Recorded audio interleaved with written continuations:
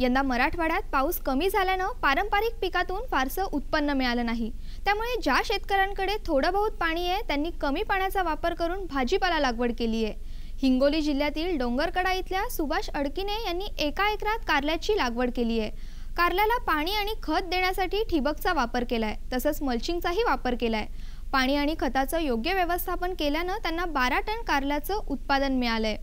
कारल्याच्या विक्रीतून खर्च वजा जाता 3,20,000 रुपयांचा नफा त्यांना मिळणार आहे। आज आपण सुभाष अडकिने यांच्या कारला पिकाची यशोगाथा जाणून घेण्यासाठी हिंगोली जिल्ह्यात जाऊयात।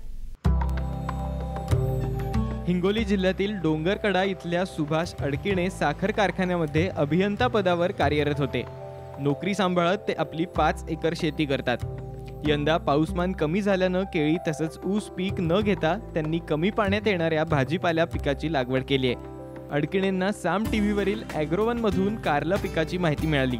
शेतकऱ्यांशी संपर्क करून त्यांनी कारल्याची माहिती मिळवली, त्यानंतर कारलं लागवडीचा निर्णय घेतला।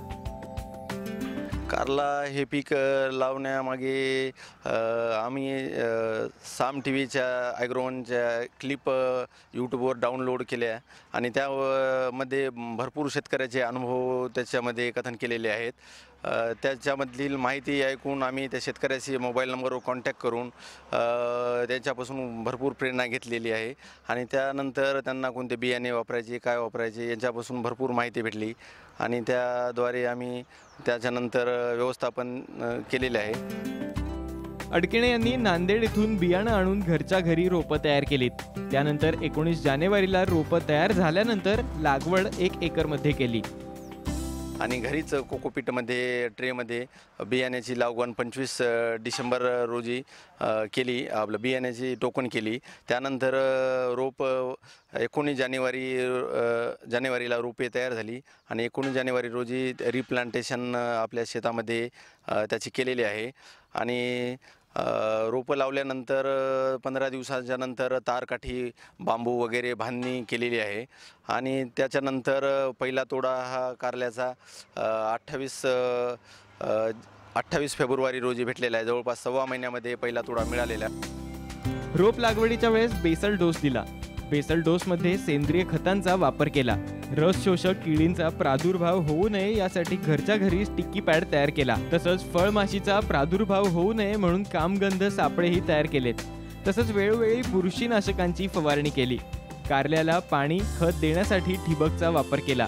तसंच मल्चिंगमुळे पाण्याची बचत झाली आणि पिकात तणही कमी निर्माण झालं। कारल्या या पिकाचे योग्य नियोजन करण्यासाठी आम्ही सुरुवातीला लागवडीपूर्वी याच्यामध्ये बेसल डोसमध्ये सेंद्रिय खताचा जास्त वापर केलेला आहे। त्याच्यामध्ये गांडूळ खताचे जवळपास 5 क्विंटल गांडूळ खत, लिंबोळी पावडर आणि त्यानंतर जेव्हा पीक वाढीस लागले त्यासाठी रसशोषक किड्याचा बंदोबस्त करण्यासाठी याच्यामध्ये पिवळे स्टिकी पॅडचा वापर केलेला आहे। स्टिकी पॅड हे महाग पडत होते, त्यामुळे आम्ही साधे पॉलिथिनचे कॅरीबॅगवर ऑइल आणि ग्रीस लावून त्याच्यामध्ये या रसशोषक किड्याचा बंदोबस्त केलेला आहे आणि तसेच फळमाशीचा या फळपिकामध्ये भरपूर प्रॉब्लेम होत असतो। त्यासाठी आम्ही याच्यामध्ये कामगंध सापळ्याचा प्रयोग केला आहे। कामगंध सापळे घरच्या घरी एक कॅप्सूल आणलेली आहे फळमाशीची आणि त्याच्यामध्ये आपल्या साध्या बिस्लरी बॉटलमध्ये कॅप्सूल लावून त्याचा कामगंध सापळा तयार केला आहे। त्याच्यामध्ये भरपूर प्रमाणात आम्हाला यश आलेलं आहे। जवळपास फ्रूट डॅमेज होत नाहीत आणि बाकी वगैरे बुरशीनाशकाच्या त्याच्या फवारण्या घ्याव्याच लागतात। अडकिणे यांनी खत आणि पाण्याचं योग्य व्यवस्थापन केल्यानं लागवडीनंतर 1.5 महिन्यातच पहिला बहरा घेतला। 1 एकर क्षेत्रामधनं त्यांना 12 टन उत्पादनाची अपेक्षा आहे। 1 दिवसाआड कारल्याची तोडणी करण्यात येते। नांदेड इथं 45 रुपये किलोनं 10 किलोची बाग विकण्यात येते। कारलं विक्रीतून 3,80,000 रुपयांचं उत्पन्न मिळणार आहे। 70,000 रुपयांचा खर्च वगळता 3,20,000 रुपयांचा नफा मिळणार आहे। 1 एकर क्षेत्रासाठी खर्च जवळपास 70,000पर्यंत आलेला आहे। यामध्ये मल्चिंग, मजुरी, ठिबक, बांबू, औषधे आणि काही प्रमाणात थोडेफार खते याच्यासाठी जवळपास 70,000पर्यंत खर्च आलेला आहे. आणि मला या जवळपास कारल्याचा प्लॉट 3 ते 3.5 महिने चालण्याची अपेक्षा आहे. यापासून 10 ते 12 टन उत्पन्न अपेक्षित आहे. त्यापासून 4 लाखापर्यंत उत्पन्न मिळण्याची हमी आहे. आणि त्यामध्ये खर्च वजा जाता जवळपास निव्वळ नफा 3 लाख ते 3,20,000 रुपये मिळेल अशी मला अपेक्षा आहे. सुभाष अडकिणे यांनी कमी पाण्याचा वापर करून कारल्याचं चांगलं उत्पादन घेतल्यानं त्यांच्या आई वडिलांनाही समाधान वाटतंय. हे बियाणे बाहेरून मागवून आम्ही घरीच रोपं तयार केलेली आहेत. कमी वेळात कमी खर्चात स्वतः घरच्या घरी, आणि नंतर त्याची लागवड केली मंचिंगवर. ड्रीपमधून त्याला पाणी कमी लागते, खतं सोडता येतात, औषधं सोडता येतात.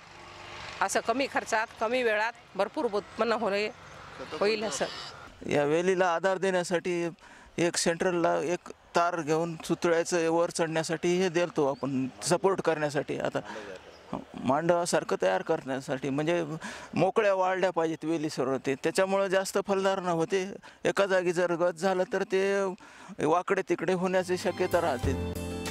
सुभाष अडकिणे यांनी कमी पाऊसमानात पिकात बदल केल्यानं चांगलं उत्पादन मिळालंय. तसंच कारल्यासाठी त्यांना ठिबक तसंच मल्चिंगचा फायदा झालाय. त्याचप्रमाणे इतर शेतकऱ्यांनीही सुधारित तंत्राचा वापर करून भाजीपाल्याची लागवड केल्यास कमी पाण्यात चांगलं उत्पन्न मिळेल. संतोष जोशी, साम टीव्ही, हिंगोली.